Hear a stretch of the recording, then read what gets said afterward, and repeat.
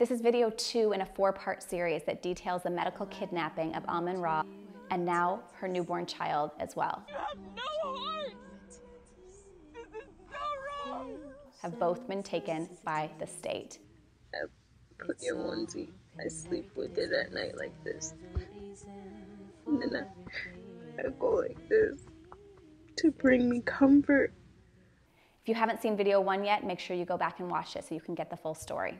Okay, in this video, you're going to see just how quickly things spiraled out of control from the moment she showed up at the hospital. Syesha arrived to Johns Hopkins All Children's Hospital in St. Petersburg, Florida, in the evening of February 25th, 2021. This is after seeing 3 other medical professionals and not being able to get the help she needed. They put her in a suite with her son so she can wait for care. At check-in, this is where the profiling of Syesha takes place. It becomes clear to the hospital that she is a holistic mother, that they are vegan, that she asks a lot of questions. They're also worried about Amen'Ra's weight. They believe his weight is too low. So the combination of those 2 things trigger a call behind the scenes to have CPS come and investigate her. By the next morning, she is blindsided by a visit from a CPS investigator named Danielle Mccoy. McCoy comes in, is not warm to the mother at all, does not read her rights, does not tell her why she's going to be investigating her or how things can be used against her or what she can expect. And Syesha is coerced to sign something stating that she will not leave the hospital until the hospital says that it is okay for her to leave. Now, in part 1 of the video series, you saw what happened to the Nikolaev family. Here's one more medical kidnapping case. Marianne Godbaldo didn't want to give her child psych meds. I did it because I wanted to save my child. And she ended up in a 10-hour standoff with SWAT teams surrounding her house because she wouldn't come out with her child. A woman has barricaded herself and her daughter inside their home. State officials came to the house to remove the daughter from the home.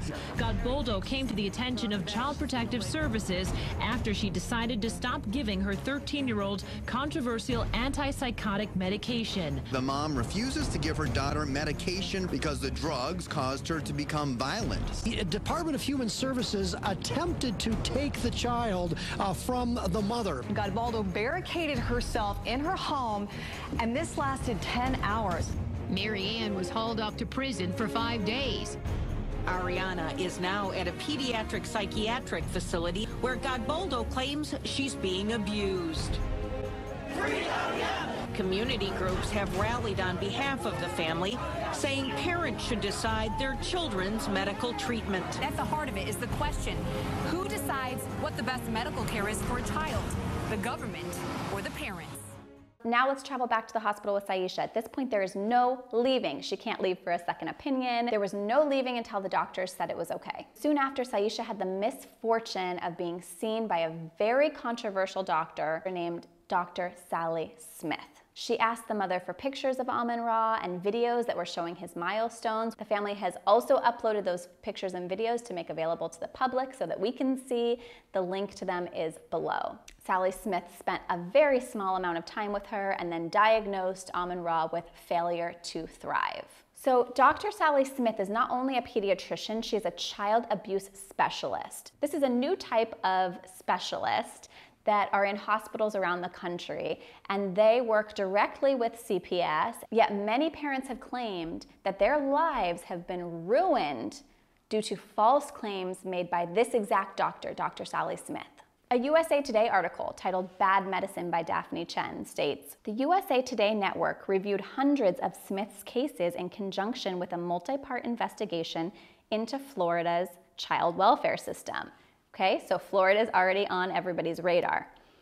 It found more than a dozen instances where charges were dropped, parents were acquitted, or caregivers had credible claims of innocence, yet suffered irredeemable damage to their lives and reputations. I spoke with Jennifer Anderson. She is an attorney representing one of these families who had irredeemable damages done by the accusations of Dr. Sally Smith. The family she represents is the Kowalski family. And here's a little bit about their story. Beta Kowalski is the mother. She brought her daughter Maya into the same hospital, Johns Hopkins All Children's Hospital, because her daughter was having a severe stomachache. Here's a quote from the Herald Tribune by Daphne Chen Nicole Rodriguez.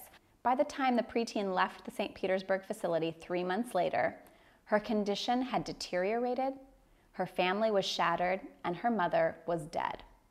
Under the lead of Dr. Sally Smith, the hospital accused Maya's mother of a bizarre form of child abuse called Munchausen syndrome. Munchausen syndrome by proxy, it basically means that the caretaker is making the child sick by making up the disease or doing something to intentionally make the child sick to get attention.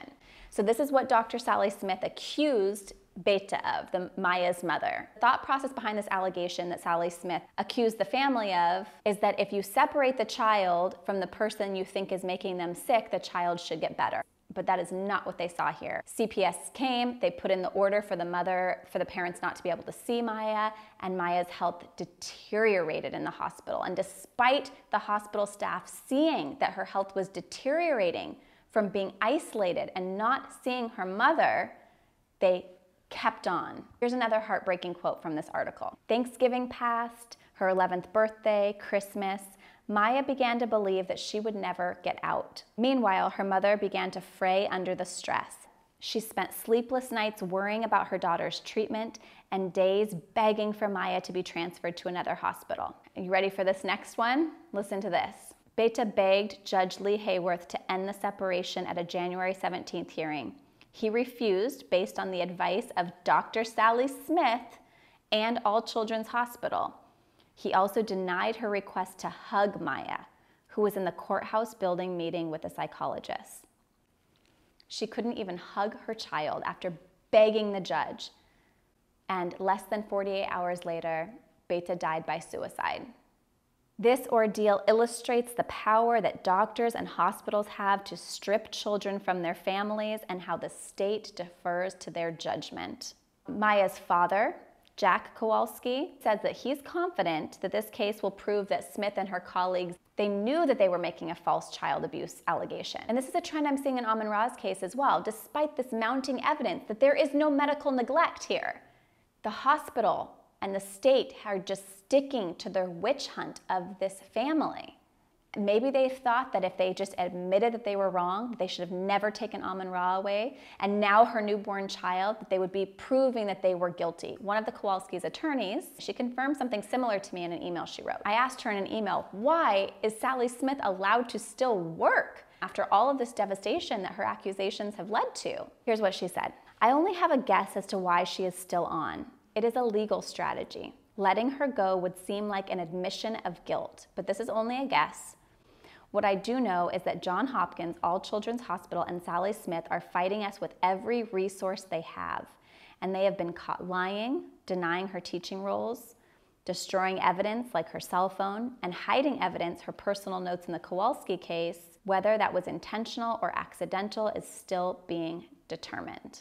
There are no shortage of parents trying to get their stories out there about the corruption inside of Johns Hopkins All Children's Hospital and with Dr. Sally Smith specifically. But also, this is not just isolated to Florida. This corruption is all over the United States. Now, at this point in the story, you may be like me, wondering, what did Ra look like during this time? I mean, if they've diagnosed him with failure to thrive and she's being imprisoned in the hospital, she's under investigation by CPS, he must have looked like he was just on the brink of death, right? He probably couldn't even hold his head up. That's what I would picture with how drastic what the hospital and CPS is doing. The sheriff's department told me, as well as releasing a statement to Fox News, that they removed the child because it was life or death for Amen'Ra.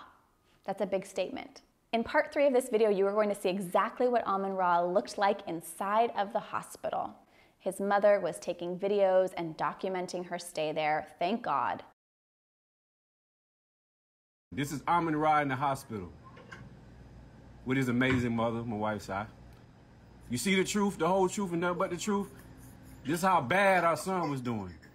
It's going to be up on my YouTube channel or on my Instagram. Please make sure you share part 1 and part 2 as far as you can.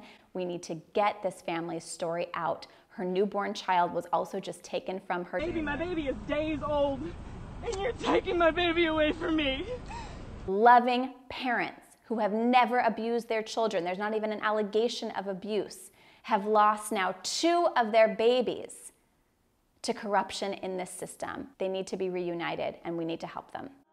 All of the evil and greed will not destroy my star seed. My son, you are shining, shining so bright.